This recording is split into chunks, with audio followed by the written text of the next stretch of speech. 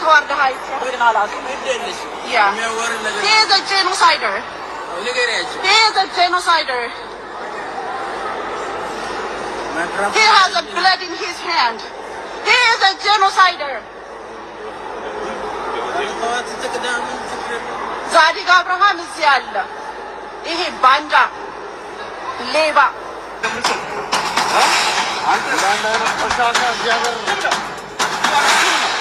He's a criminal. You are a criminal. He's a killer. You don't have anywhere to go. Yeah. ነፍሰ ገዳይ ነፍሰ ገዳይ እዚህ በሚሊዮኖች የሚቆጠሩ ጀዎችን የምታሰድ እናንተ ከወለጋ የምታስባረር አንተ አይደለ እንዴ? ዞር በል ከኔ ጋር ዞር በል ማለት ነው። የት ነው ያለው? መሳባታለሁ አሜሪካ እኮ ነው ያለው። የት ያለ መሰለህ? ቆሻሻ እዚህ ተደነፋለህ እንዴ? ከንቲባ ፍንፍኔ ዱራኒ ሳሂባ አብቹ ሚኒስቴር አልቡዳ ታከላውማ ከን ዲሄኛ ከና አንጎ ኢራቡ ፈሜ ዋሽንግተን ዲሲቲ ጀራ ሶልዶታቲን አከናቲ ሰልቢፈማ አረብሰማ ሆቴል ኬሳ ባፈሜ ከራ ጉባቲስ አረብሰማ ጥቄፈማ ሶሻል ሚዲያ ከናረቲ አጀንዳ ጉዳታ የትጅራ ሚዋይ ታከላውማ ከናረቲ ዋን ሶሻል ሚዲያ ከናረቲ ዴማጅር ወለኒ ላላኒ አብዱ ሞባይል ብራይ በጋራ ዴቢዳን ጋራ ቻናል ለከያ አፍተረሲን እንጀራ ቪዲዮን ኮና ጋ ደቂቃ አፉሪቲ ቪዲዮን ጋራጋራት ቪዲዮን ጎሰሰዲሞ አፉሪን ካወራባ ለሞ አኩማ ቢልቢላር ካቀቡን ካሜራ ለማር ኦርጉን እንጅሩ ቢየ ዲሞክራሲ ኬሳ ዋሽንግተን ዲሲ ዳ አሜሪካ ዳ ነሞ አከባርባደቲ ሲአረብሳ ወራበታ ሀጋር ካንሲንቱ ይደቲ አካሲቲ ዋን ፈዲሲን ቻቲ ወራበታ ቦደራሞ ታክሲ ዳንጀላ ባይ ዋይ ታከላ ከነረቲ ኦሮሞን ዋላ ማሰዲ ካንጀቻ ጅሩ ታከላ ሰበባ ኦሮሞ ታይፍራቲ ዱለማላ ለማፋ ታከላን አካ ታከላን ታይከነራ ኦፖዲዮን ኒጎርፋምቲ ላታ ሰዳፋ ታከላን ካሌሳ ሐላ ከሲሰኔን ኢሳን ጀለፊ ጋቱሬ አራለሞ ኢሳን እንዲቃቴ ኦሮሞን ዋሽንግተን ጅራቱ ኢሳቱ ኢሰቁባ hinqabdu dura video kana haga tokko rasin dhageeffachiisu taariikh warrin argiyoo jiraatan haga daqiiqa afur mooshaniti jechuudha garuu karaa sadimoo afuriini videoon kun kan faca'e bakka hedduutti bakka afur mooshan jechuudha mee tokkochuma keessaa isin dhageeffachiisaan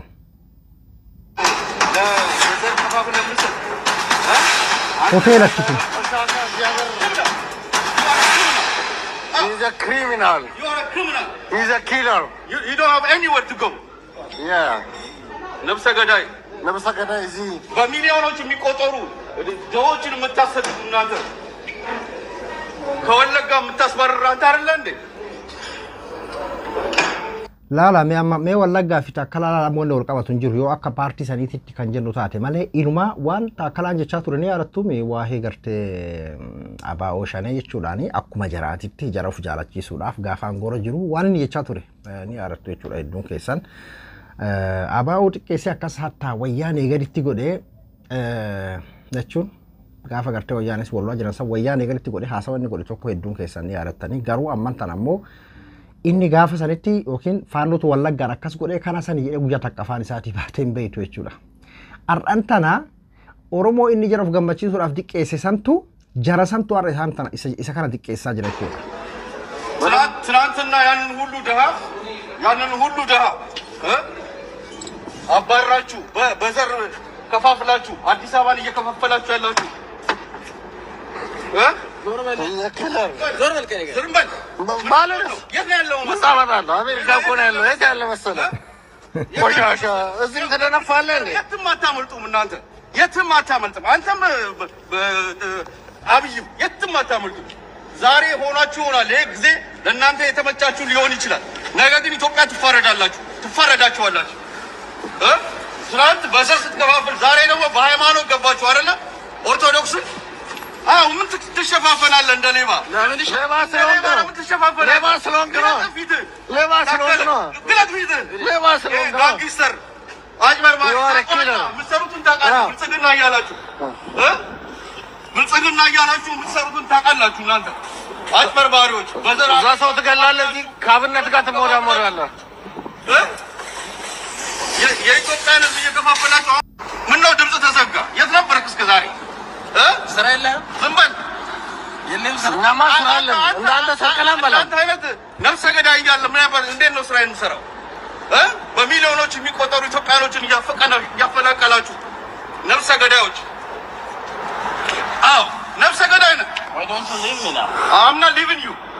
አምናል እንደዚህ ነው ንጹሃንን የምታሰቃዩት እንደዚህ ነው የትም አትሄዳትም የትም አትሄዳትም እኔ ማመጣውን አመጣለሁ ምን ማል fi dajereni garu asitti gootuma oromummaa san agarsiifateeti jira so jara kajaraa ta'e furatti fincaa garuu dhugaa dubbachuu fi akkaataa siyaasa isaa deeggaruu baadhuyyuu hedduu anas garaana gubuyyuu garaana nyaate dhugaa dubbachuuf akkana godhuun isaanii inni garaa nama nyaatuun caalaan namoonni hedduun taakkalaan dhiira taakkalaan goota kajan jira sooshaal miidiyaa kanarratti waa barataa jarri kun asirra oppidiyoon uumaa keenyatti anamma haga lubbuun kiyya uf barte kanin argeerraa mootummaan diktaatarri garuu isaan qofaa miti diktaatarri hedduun akkasuma ufin argan nama ufin se'an gaafa angorra jiran san akka waan rabbii waliin uume fakkeenyaaf akka namni harka kana rabbitu sirra uumame jechuun akka bakka waan namni sirraa fudhatu danda'u miti yoo rabbii sirraa fudhate malee jechuudha akkasitti ilaalu akka waan angoo kana akka waan rabbii isaa akka waan rabbii waliin uume kanatti ilaalan ufin argan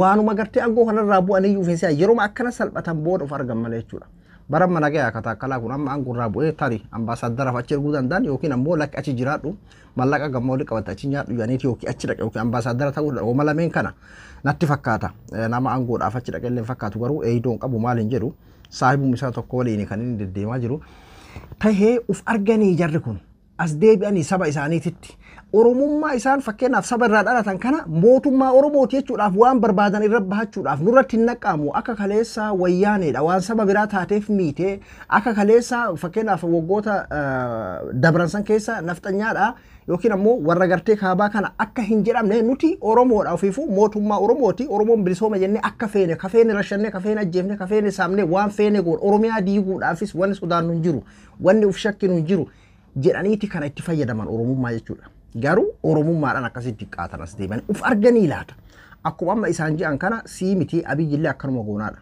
amantii keessa kana qatte amma inni angorraa yoo jiru fakkeenyaaf mee waa'ee amantii fakkeenyaaf ka ammaa kana jechuudha ka ortodoksiin oromoodhaa gartee ufiifin afaan kiyyaan kana afaan kiyyaan qaddasadha amma isaan jedhan kana hagarata akka isaan gubaa jira jechuudha kun oromummaadhaan jechuudha akkuma baalaa taraa jedhan san jarri ammoo kara itti gammaddeetti kana oromoodhaan ittiin shawwannee kafeen ajjeefna akka oromoon nuti hin dubbanne maaliif nuti baalaa taraadha jennee saniif itti fayyadaman jechuudha yookiin ammoo saba rakkataa kana gaafii isaa deebisuudhaaf qabsoo inni gartee qeerroo meeqa itti wareegame san deebisnaafi osoo hin taane saba kanatti qabbaneessan akka inni boqonnaa godhatu goonaa osoo hin taane baratta amma dhiyeenyuma kana fakkeenyaaf amma karaa adda addaati yoo xiqqasho asiin waan bareeddu Addis Ababaa keessa adaricha akkasitti akkas goote waan bareeda gamasii ibidda qabsiisan yeroo asiin dhaamsan asiin ibidda qabsiisan kanaaf itti fayyadamu jarri oromummaa jechuudha shiraaf itti fayyadamu irra guddaa jechuun waan goone jechuuf namni angora jiru kamiyyuu hagasan homa godha hamaaf gaaris waan godhu numa qaba tahee garuu mee jara kana asirraa waa baratanii maal akka ta'e jarri kun akkuma amma dura Joohar jedheen taakuu takka yoo kenniteef ciqileen si gaafatu ciqilee yoo kenniteef ammoo metiraan si gaafatu metiraan gaafa kenniteef hunduu kiyya siin jedhu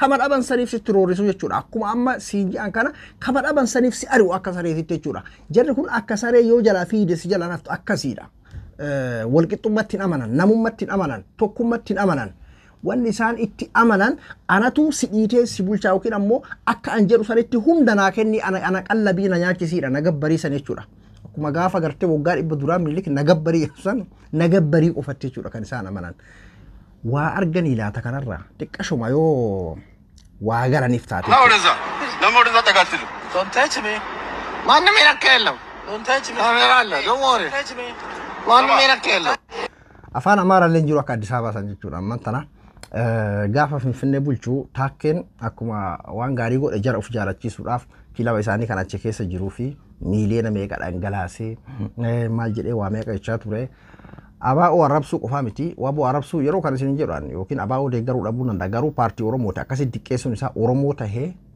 Oromoodhaaf nama qabsaa'u tokko yoo deeggaruu baate iyyuu akkasitti diqqeessuun wayyaanee gadi godhee akkasitti haasawaa inni ture san arraa Oromoo san osoo hin tahini warra inni gammachiisuudhaaf akkas jedhe san torra isa akkana godhaa jira jechuudha gaafa Finfinnee bulche jarri kun soddoota fakkeenyaaf warra soddoota kan jedhamu keessa Abiyyi qofaami innis nama tokko jedhama hedduu beera Addis Ababaa beera jaraa kana hedduu jaalata jedhama kaataa kenni haa ta'uti Oromoodhaaf waan gaarii kan dalagee Zannaacii Oppodiyoo keessa taakkalaan keessattuu seenaa isaa keessatti kan inni gartee hedduminaan jaalatamuun gaafa duraa jalqaba gartee jijjiiramni kun hin dhufa jedhame gaafa tiim lammaa jedhame isaan nama gahee guddaa taphateedha adda durummaadhaan Oppodiyoo keessaa nama sodaa tokko malee baqaysee Abbaay Tsahayyee fa'aanii Ihe yammaanina xiyaa qeeroo jedhee gaafa gartee waa'ee masar biraanii jiru dhaabbatee mormee qaanqee achirraa faca'eetu qeerootti gadi bahee qeeroon akkasitti biyya raasa jechuudha. Haa ta'uuti eega jijjiiramni dhufee abbichuu waliin saahiba abbichuu jabaadhaa beeki.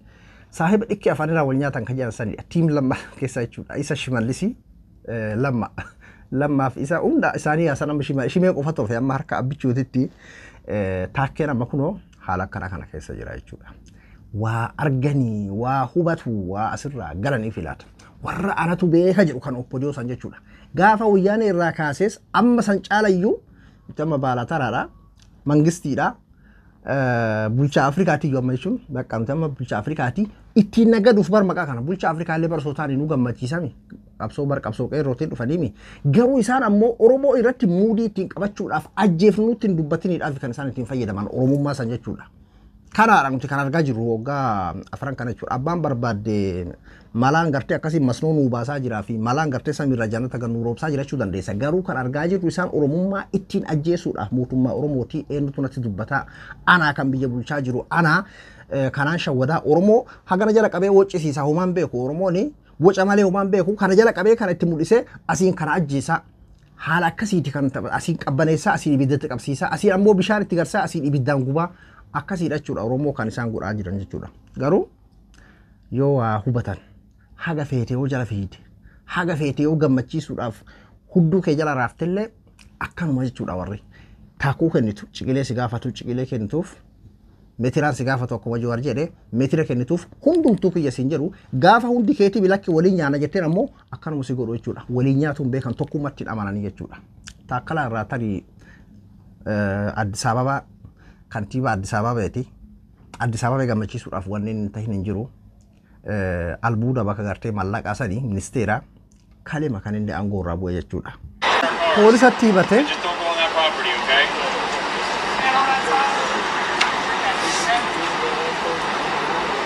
ሁላችሁ ታከለውማ ማለት ነው። ነፍሰ ገዳዩ ዘ ኪለር ዘ ጄኖሳይደር ዋን ኦፍ ዘ ጄኖሳይደር ኪችን ገብቷል። እዚህ ጋር መጥቶ ነገረ ምን ህግ ማለት እንዲህ ነው አያራ አይ ምናልባት ታሰልጥለን ነገር አልቃችሁ ሚስጥር ሁለታችሁ እያወራችሁ ከሆነ አብይ ማቀው ከሆነ ፈርቶ ይሆናል እንዴ? አብይ ማቀው ነው ይኸው ታክሲ ዱፌፍ Mozzarella. Vai, you don't know. Dhugaa rabbi baay'ee tokko nama qaanfachiisa. Yoo waa irraa baratanidha. Taakkalaa uumaa Oromummaadhaaf akkanatti roorriin isaa garaana nyaata. Garaana nyaatuun akkuma jirutti tahee garuu maal akka ta'e fuula duraaf namni aangoo irraa akka hundeen teenne kitaaba tokko irratti dubbiseeti maal jedhaseetan kitaaba waa'ee diktaatorummaa yookiin waa'ee ambaagananii kana jechuudha. Mootummoonni ambaagananiin nama ofiin sehanii jedhe qaama coraa namaa kanas akka qaban ofiin beekanii jedha yookiin ammoo nama tahee akka salphumatti yookiin ammoo salphatus ofiin beeku jedha. Gaafa kufee biyyeedhaan lafa tuqe qofa adaanis nama akkuma nama kaaniititti yookiin ammoo salphate silaa'uu beeki diktaatarri kabajaadha yookiin xumurri isaa kabajaadhaan akkasitti aangoo bulchee gallakkisee aangoo nagayaan dabarsee akkasittiin jiraatu mire osoma aangoo irratti bakka andugusa jedheetu baarusoo bookkisu feetu waggaa torbatti haatiin ta'e feetu waggaa torbatti adaadaan himtee fi feetu waggaa torbatti eessumni yookiin soddaan himee fi miti. Gaafa tokkoon salphifama akkuma amma gartee amma Dabratsiyoon fakkeenyaaf akkam keessa jira goda keessa dhokataan turre Geetaachoon akkam keessa ture Mallas illee osoo jiraatee kanuma beeki waan addaas ittiin fakkaatiin Mallas Zeenaawii illee osoo jiraatee kanuma jechuudha. Akkas keessa os gaafa jiru san ofiin argu garuu gaafa salphatee diqqeeffamee waan sanirraa ka'ee biyyeedhaan qaamni isaa wal tuqeedha kan inni of argu jechuudha. Kan ilma namaatti akkas maa fakkeenyaaf diktaatoroonni bar diktaatoroota warra gartee inumaa biyyi isaaniitiif hojjeta jedhamee faarfamu keessaa Gaadaafii faadhaan akkam ture Gaadaafii karaa gubbatti ajjeesanii rifeensaa qabanii akkana godhaa turan. Bar diktaatoroota keessaanumaa warra ambaagannaroota dimokiraatii aangoo nagayaan daddabarsuu hin beekne keessaa nama biyyi isaatiif akka gaarii hojjetamee haga ammaa kan faarfamuudha beeki. Akkam godhamaa ture. Mootummaa Yamanii akkam ta'e. Innaa waan kanarraa hin baratan nama ofiin sehanii jedhe gaafa lafa tuqan kitaaba san irratti waa'ee diktaatorummaa kan dubbatu san irratti dubbisee dhugaa rabbiin ajaa'ibsiise jechuudha. Kanaafuu yoo garuu akkas tahamuu baatee haga tokko irraa waa baratan oppodiyoo yoo waa irraa baratte haga jiru keenyatti haga arginetti inumayyuu jabina kiyyaaf yookiin ammoo waan gartee akka waaqaa wahii ta'eefiin akkas naan jedhan waan akkasitti hiikkatu yeroo hedduu akkuma gartee Oromummaa ajjeesuudhaaf ittiin fayyadaman kana mootummaa Oromooti baalaa taraadha jedhama namuu waan fidu hatta oromiyaa tan illee yoo bitittiin godhee akka isin gartee waggaa dhibbatti ijaarame godhee namni nagaafatu hin jiru an oromoodha iccitiin beeka oromoon hin wocaa homaan fidu haala akkasiisan osoo hin taane gaafa tokko ammoo dhumarratti akkana ta'uulleen ni jirti yoo namni irraa gorfamu namni irraa waa baratu yoo jiraate jechuudha dhugaa dubbachuu fi baay'ee tokko an oromummaadhaan ammoo yeroo akkana baay'ee amma siyaasaa miti amma taakkaraa fakkeenyaaf mee maal dalagaa jira homa dabre san illee gaafa kantiibaa finfinnee ture illee meejara kana maal godhe kondomineemii qoodaa fi ture Addis Ababa isin jaalannechaani ture istaadiyoomii kana ijaaru mallaqa meeqa miyyeen gannaqaa ture